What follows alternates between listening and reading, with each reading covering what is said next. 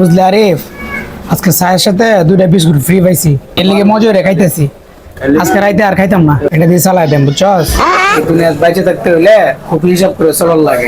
কিপটামি আর হিসাব করে চলা এক নারী ভাই। দান সৎকাও কিছু করতে হয়। আরে রাখ বেড়া তোর দান সৎকা বেড়া, ফটো টেয়া থাকলে বেড়া সম্মান না হয় কেউ চিনে না। কেমতের আগে নিজের ব্যাংক ব্যালেন্স জমাইতেছি। হিসাব করে চলি, পকেট ভরে রাখি, দুনিয়াতে সম্মান সবাই শুধু ডাকি। বন্ধু, হ্যাঁ, এই দে। আরে এটা ফুটে না গামে, এটা দিলে এটা মাছ উঠে যাবো, এটা সাহায্য করি। আরে এটা যদি দিয়ে এটা মাছ উঠে যাবো, বুঝছস? আরে আচ্ছা ধনী সে যে অন্তরের সম্পদ বিলিয়ে দেয় হেসে। দেখ বন্ধু, হ্যাঁ শৈল কাঁপতেছে, হ্যাঁ খিদে, হ্যাঁ কাঁপতেছে, হ্যাঁ না হ্যাঁ কুত্তারে খাওয়াইতেছে। দেখ বন্ধু দেখ, এটাই তো আসল দুনিয়া রে বন্ধু। যার মন বড় সেই তো সবচেয়ে বেশি সম্পদশালী।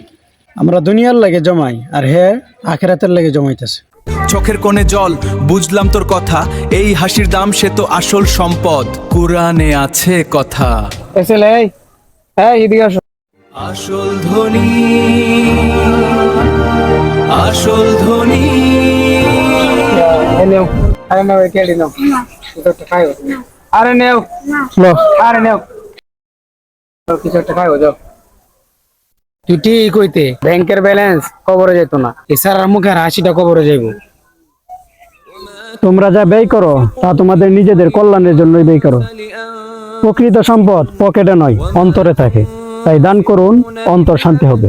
যা ব্যয় করো নিজের কল্যাণে করো, আসল ধন পছে না থাকে অন্তরে।